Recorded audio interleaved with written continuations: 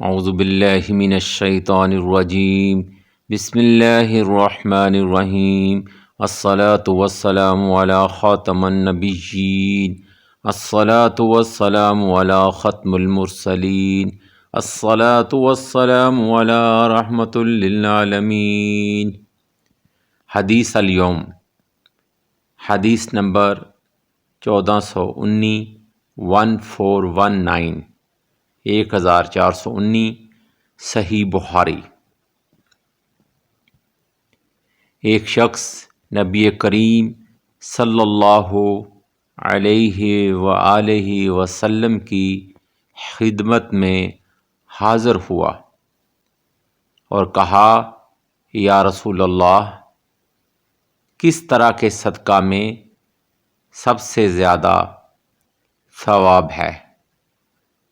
آپ نے فرمایا، آپ صلی اللہ علیہ وآلہ وسلم نے فرمایا کہ اس صدقہ میں جسے تم صحت کے ساتھ بخل کے باوجود کرو۔ آپ صلی اللہ علیہ وآلہ وسلم نے فرمایا، اس صدقہ میں جسے تم صحت کے ساتھ بخل کے باوجود کرو، تمہیں ایک طرف تو فقیری کا ڈر ہو اور دوسری طرف مالدار بننے کی تمنا اور امید ہو، اور اس صدقہ خیرات میں ڈھیل نہ ہونی چاہیے کہ جب جاں خلق تک آ جائے تو اس وقت تو کہنے لگے کہ فلاں کے لیے اتنا اور فلاں کے لیے اتنا، حالانکہ وہ تو اب کا ہو چکا، اب فلاں کا ہو چکا، وہ تو خود بدھی ہو چکا نا۔ دوبارہ سنیے، ایک شخص نبی کریم صلی اللہ علیہ وسلم کی خدمت میں حاضر ہوا اور کہا، یا رسول اللہ صلی اللہ علیہ وآلہ وسلم، کس طرح کے صدقہ میں سب سے زیادہ ثواب ہے؟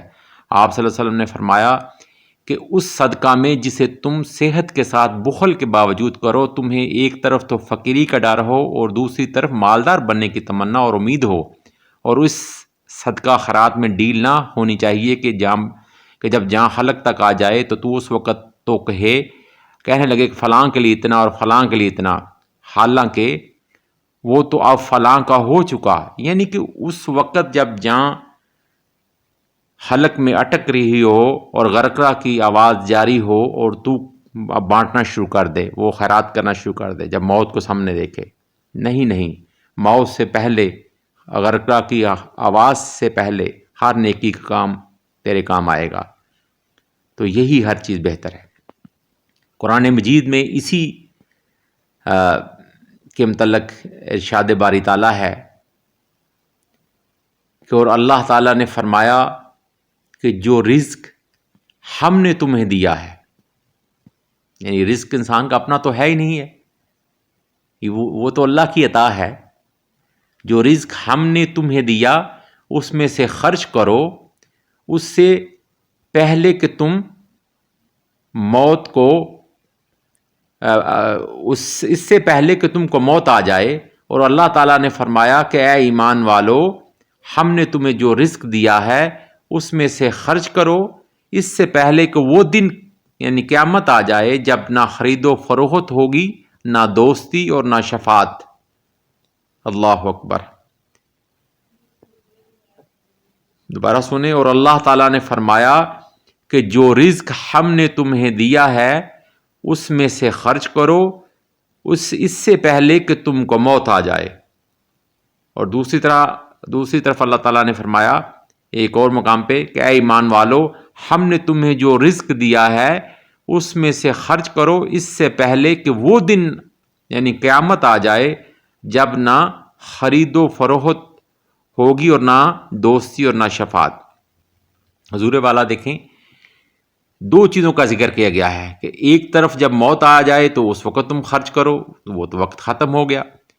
دوسری طرف قیامت کا وقت جب سامنے آ گیا تو پھر تم خرچ کرنے کی سوچو، تو وہ اس وقت کوئی فائدہ نہیں ہے۔ حالانکہ انسان کی فطرت دیکھیں کہ وہ جو رزق جو اللہ تعالیٰ کے راستے میں خرچ کرنا ہے وہ تو اسی نے تمہیں عطا کیا ہے۔ پہلے تم خالی ہاتھ تھے، پھر اس نے تمہیں وہ رزق دیا، تمہیں مالدار کر دیا، اور پھر کہا اس میں سے خرچ کرو میری راہ میں، میرے بندوں پر. اس میں کچھ پابندیاں لگائیں، کچھ قدغن لگا دیں کہ ایسا کرو گے تو ایسا ہوگا، تمہارا رزق کم نہیں ہوگا، تمہارا رزق میں بڑھا دوں گا. لیکن انسان کی فطرت دیکھیں کہ جب اس کے پاس رزق آ جاتا ہے تو ہرس اور ہوس بھی بڑھ جاتی ہے. اور عظیم ہیں وہ لوگ جو رزق ہونے کے باوجود خرچ کرتے ہیں اور اللہ کی راہ میں خرچ کرتے ہیں، اور خرچ کرتے ہوئے انہیں کسی قسم کی آر محسوس نہیں ہوتی یا کوئی خوف محسوس نہیں ہوتا. اور اللہ تعالیٰ ایسے ہی لوگوں کو اجر و ثواب بھی دیتا ہے اور ان کا رزق بھی پہلے سے زیادہ بڑھا دیتا ہے. اور اللہ تعالیٰ قرآن پاک میں ہی فرماتا ہے کہ میں اس کو دگنا یا اس سے کئی گنا زیادہ، یعنی جس طرح اللہ تعالیٰ کی وسعت ہے. سبحان اللہ و بحمدہ، سبحان اللہ العظیم.